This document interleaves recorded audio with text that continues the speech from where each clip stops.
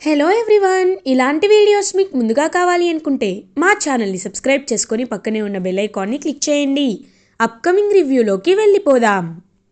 హర్షవర్ధన్ ప్రేమ్తో నువ్వు జీవితాంతం డ్రింక్ చేయనని, నువ్వు ప్రేమించిన అమ్మాయిని మర్చిపోతాను అని నాకు ప్రామిస్ చేయి అని అనగానే ప్రేమ్ మాత్రం, నాన్న మీరు చెప్పినట్టు నేను జీవితంలో డ్రింక్ చేయను అని మీకు మాటిస్తున్నాను, కానీ ఆ అమ్మాయిని మర్చిపోవడం మాత్రం నా వల్ల కాదు, ఎందుకంటే తను ఎప్పటికీ నా గుండెల్లోనే ఉంటుంది అని చెప్పి అక్కడి నుండి వెళ్ళిపోతాడు ప్రేమ్. రేయ్ ప్రేమ్ అని పిలుస్తున్నా పాపం వినకుండా వెళ్ళిపోతాడు. అమ్మాయిని బాగా మనసులోకి తీసుకున్నట్టున్నాడు, కానీ రమాకి అవేమీ అర్థం కాదు. అసలు ఆ అమ్మాయి ప్రాబ్లం ఏంటి ఖచ్చితంగా తెలుసుకోవాలి. ఆ అమ్మాయి ఎవరో తెలుసుకొని ప్రేమ్ని ఆ అమ్మాయిని ఒకటి చేయాలి. ఇప్పటి వరకు ప్రేమ్ ఎప్పుడూ కనీస ప్రేమని నా నుండి, చంద్రిక నుండి తప్ప ఎవ్వరి నుండి పొందలేదు. కన్న తల్లే పక్కన పెట్టి చూస్తూ ఉంటుంది. రమ ఒక్కసారి కూడా వాణ్ణి ప్రేమగా దగ్గరికి తీసుకుందే లేదు. అన్నయ్య అయిన అరుణ్ కూడా ఎప్పుడూ వాణ్ణి అప్రిషియేట్ చేసిందే లేదు. నేను చంద్రిక తప్ప వాడికి ఇంకో ప్రపంచం తెలీదు. అలాంటి వాడికి జీవితాంతం వాడు ప్రేమించిన అమ్మాయిని నేను గిఫ్ట్గా ఇవ్వాలి, ఖచ్చితంగా ఇవ్వాలి అని మనసులో అనుకుంటూ అక్కడి నుండి వెళ్ళిపోతారు హర్షవర్ధన్. ఇది ఇలా ఉండగా ఈవినింగ్ అవుతుంది. రమాదేవి, అరుణ్, రోజా ప్లాన్ చేస్తూ ఉంటారు. రోజా, ఏదో ప్లాన్ అన్నావు, ఏంటది అని అడుగుతారు. అత్తయ్య గారు, లెవెల్ 1 అయిపోయింది, ఇప్పుడు లెవెల్ 2 అని అంటుంది. అంటే ఏంటి రోజా అని అంటారు అరుణ్. సార్, లెవెల్ 1లో చిన్న చిన్న గిఫ్ట్స్ ఇచ్చి మావయ్య గారి కళ్ళల్లో ఆనందాన్ని చూసి తర్వాత సీన్లోకి వెళ్దాం అనుకున్నాం, కానీ మావయ్య గారు హ్యాపీగా ఫీల్ అవ్వడం కాదు కదా, ఇంకా ఇరిటేటింగ్గా ఫీల్ అయ్యారు.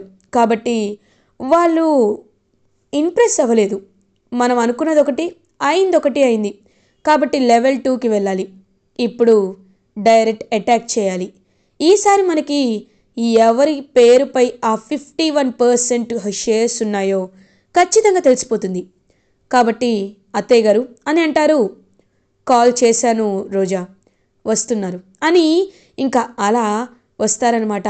కొంతమంది బిజినెస్కి సంబంధించిన పార్ట్నర్స్ అవ్వబోయే వాళ్ళు, టు బీయింగ్ పార్ట్నర్స్ వస్తారు అక్కడికి. వచ్చి ఇంకా అలా అరుణ్ వాళ్ళు పరిచయం చేస్తారు హర్షవర్ధన్కి.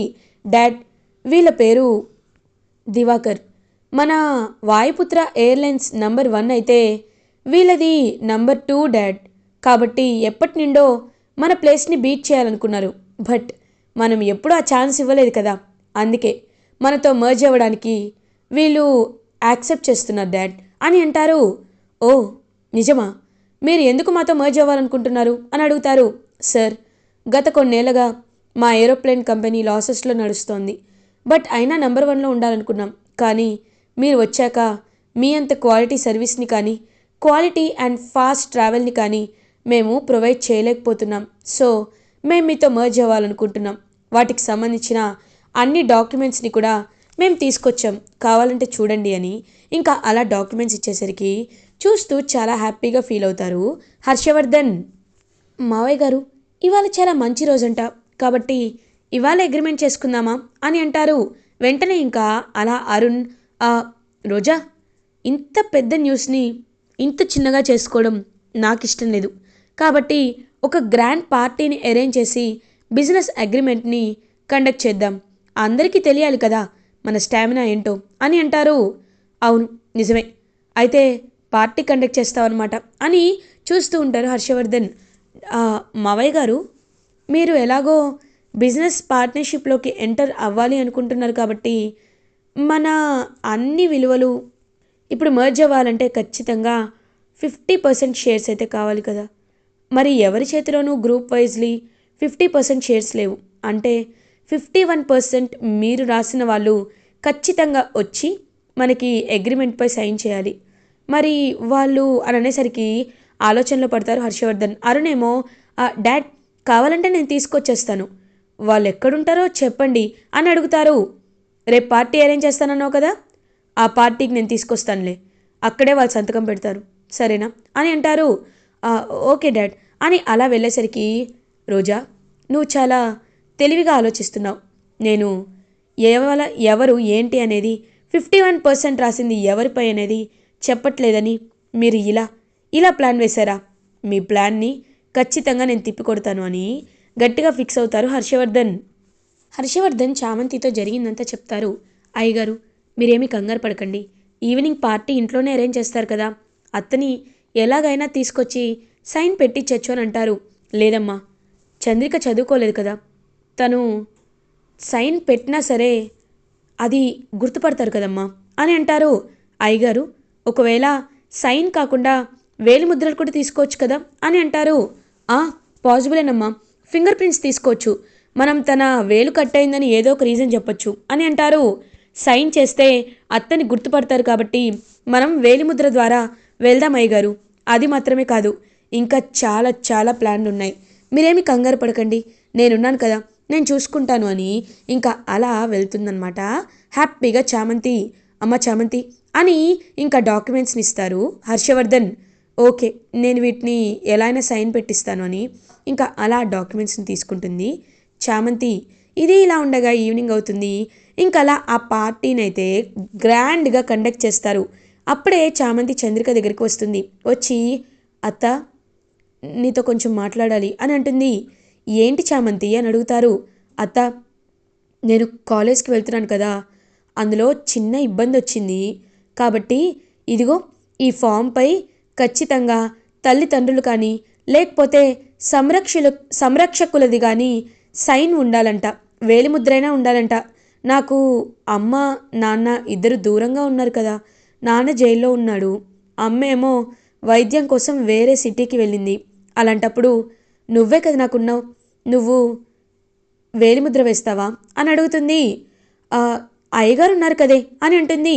లేదత్తా, ఇప్పుడు ఆయన పార్టీ మూడ్లో ఉన్నారు, ఆయన ఇబ్బంది పెట్టడం నాకు ఇష్టం లేదు, అందుకే సైన్ వద్దత్తా, వేలిముద్ర వేయనంటుంది.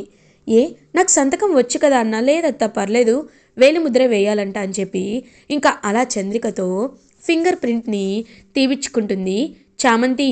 ఇంక తీయించుకొని అలా ఆ డాక్యుమెంట్స్ని తీసుకొని బయలుదేరుతుంది మెల్లగా చామంతి. ఇదంతా గమనిస్తూ ఉంటారు రమాదేవి. ఖచ్చితంగా ఈ పార్టీకి ఆ 51% వాటా ఉన్నవాళ్ళు వస్తారు. వచ్చినప్పుడు నేను ఎలా అయినా వాళ్ళని వెతికి పట్టుకొని తీరాలి అని చెప్పి అలా ఇంకా ఈగర్గా వెయిట్ చేస్తూ ఉంటుంది తనైతే రమాదేవి అయితే. ఇంకా రమాదేవి వైపు చూస్తూ ఉంటారు హర్షవర్ధన్. రమా, నువ్వు ఏం చేసినా నువ్వేమీ చేయలేవు, నాకు ఆ విషయం తెలుసు రమా అని మనసులో అనుకుంటాడు. సో అలా వెంటనే అక్కడికి చామంతి వస్తుంది. హర్షవర్ధన్ చామంతిని ఓకేనా అమ్మ అని సైగ చేస్తారు. ఓకే అయ్యగారు అని సైగ చేస్తుంది చామంతి కూడా. అప్పుడే చామంతి అలా ఇంకా గమనిస్తూ ఉంటే కరెక్ట్గా చంద్రిక ఏమో అలా వంట చేయడానికి పాపం వస్తూ ఉంటుంది. చంద్రిక దగ్గరికి వస్తూ చంద్రిక కిచెన్లోకి వెళ్ళి వంట చేసుకుంటుంది. మావయ్య గారు, ఆయన వచ్చారా అని అడుగుతారు. ఎందుకమ్మా కంగారు పడతారు, వస్తారు కదా అని చెప్పి అలా వెయిట్ చేస్తూ ఉంటానన్నమాట హర్షవర్ధన్. కరెక్ట్గా అదే టైంకి చిట్టి, ప్లాన్ ఆన్ అని అంటారు. ఇంకా వెంటనే అలా మొత్తం ఇల్లంతా లైట్స్ ఆఫ్ చేసేస్తుంది చిట్టి. ఒక్కసారిగా అందరూ షాక్ అయిపోతారు. వెంటనే అక్కడ ఉన్న అగ్రిమెంట్స్ తీసుకొని తను ఇచ్చిన అగ్రిమెంట్ పేపర్స్ని అక్కడ పెట్టేస్తుంది, రీప్లేస్ చేసేస్తుంది చామంతి. సైన్ చేసిన అగ్రిమెంట్ పేపర్లు అక్కడ వచ్చేస్తాయి. వెంటనే లైట్స్ ఆన్ అవుతాయి. ఏమైంది, అసలు ఎందుకు ఇలా జరుగుతుంది అని అడుగుతాడు Arun. Sir, short circuit problem sir, నేను ఫిక్స్ చేశాను అని అంటాడు చిట్టి రోబో. సర్లే డాడ్, ఇంతకీ వాళ్ళు ఇక్కడికి వచ్చారా రాలేదా అని అడుగుతారు అరుణ్. ఏరా చూడు, ఆల్రెడీ అగ్రిమెంట్పై ఫింగర్ ప్రింట్ కూడా ఉంది అని ఫింగర్ ప్రింట్ చూపిస్తారు హర్షవర్ధన్. ఒక్కసారిగా రమాదేవి, అరుణ్, రోజా అందరూ షాక్లో ఉండిపోతారు. ఇదేంటి, మనం ఏమీ అనుకోకపోయినా ఇలా వెంటనే వచ్చేశారు, నో ఇలా జరగకూడదు అంటే సైన్ చేసేసి వెళ్ళిపోయారా అని ఆలోచిస్తూ ఉంటే రోజా అప్పుడే మొత్తం ఆలోచించుకుంటుంది. ఆలోచించుకున్నప్పుడు రోజాకి ఒక విషయం అర్థమవుతుంది. ఈ ఇంట్లో ఉన్న వాళ్ళైతే ఖచ్చితంగా కాదు, మరి ఎవరు అని చూసేసరికి కిచెన్లో కనపడుతూ ఉంటుందన్నమాట తనైతే చంద్రిక. ఈ చంద్రికపై నాకు ఎప్పటి నుండో డౌట్గానే ఉంది. ఖచ్చితంగా ఈ చంద్రిక విషయంలో నేను ఆలోచించి తీరాలి, అదేంటో తెలుసుకోవాలి అని వెంటనే అలా చంద్రిక దగ్గరికి వెళ్ళి చంద్రిక చేతి వేలకి ఇంక్ ఉందేమోనని చూస్తూ ఉంటుంది.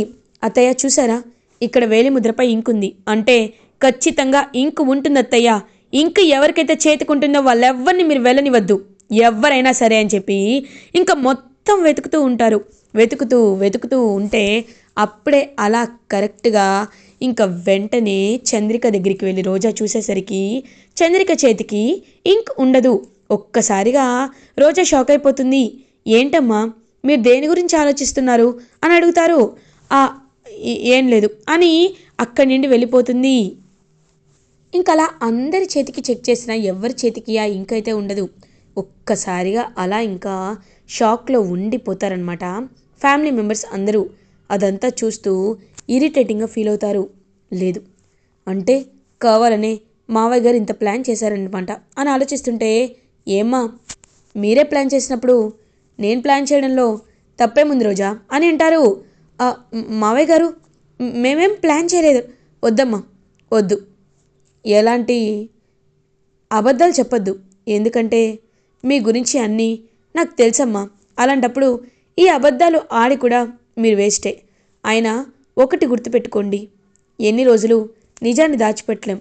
అది నటనైనా నిజమైనా ఆ నిజాన్ని ఖచ్చితంగా బయట పెట్టే రోజు ఒకటి వస్తుంది.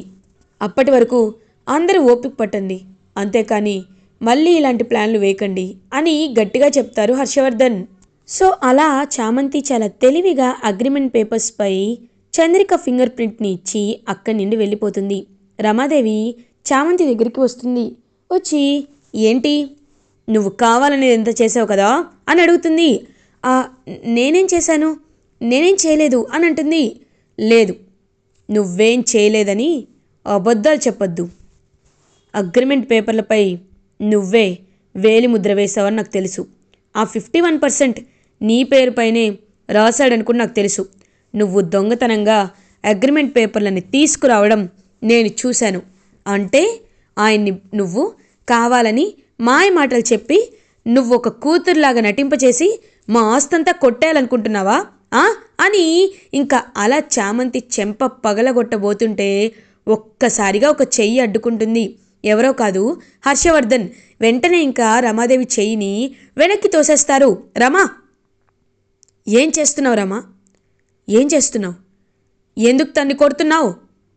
చూడు, నా వల్లే, నా కోసమే తను ఇక్కడ పనిచేస్తోంది. నేను చెప్పాననే తను మౌనంగా ఉంటుంది.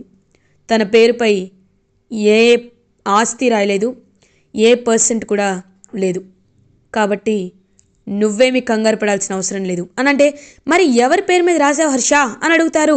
సరే రమ్మా, చెప్తాను, ఎవరి పేరు మీద రాశారో చెప్తాను. కానీ నేను ఈ ఇంట్లో ఉండను రమ్మా. ఈ ఇంటి నుండి శాశ్వతంగా వేరే ప్లేస్కి వెళ్ళిపోతాను. అప్పుడు నీకు ఓకేనా రమ్మా అని అడుగుతారు. హర్ష, నువ్వు లేకపోతే ఎలా హర్ష అని అంటుంది కదా. నేను ప్రశాంతంగా ఉండాలి అన్నా, నేను ఎలాంటి ఇబ్బంది పడకుండా ఉండాలి అన్నా ఇంకెప్పుడు ఈ ఆస్తి విషయంలో ప్రయత్నాలు కానీ ఇంకొకసారి ఇలాంటి పనులు కానీ చేయొద్దు. చేసేటట్టయితే నాకు తెలిసిపోతుంది. తెలిసిన మరుక్షణం నేను ఇంట్లో నుండి వెళ్ళిపోతాను రమా, గుర్తుపెట్టుకో అని గట్టిగా వార్నింగ్ ఇచ్చి అక్కడి నుండి వెళ్ళిపోతారు హర్షవర్ధన్. హర్షవర్ధన్ ప్లాన్ సక్సెస్ అయినందుకు చామంతి చాలా హ్యాపీగా ఫీల్ అవుతుంది. ఇలా ఎపిసోడ్ ఎండ్ అవుతుంది. ఫర్దర్ ఎపిసోడ్ రివ్యూస్ ముందుగా మీకు కావాలి అనుకుంటే మా ఛానల్ని సబ్స్క్రైబ్ చేసుకోండి. Thanks for watching.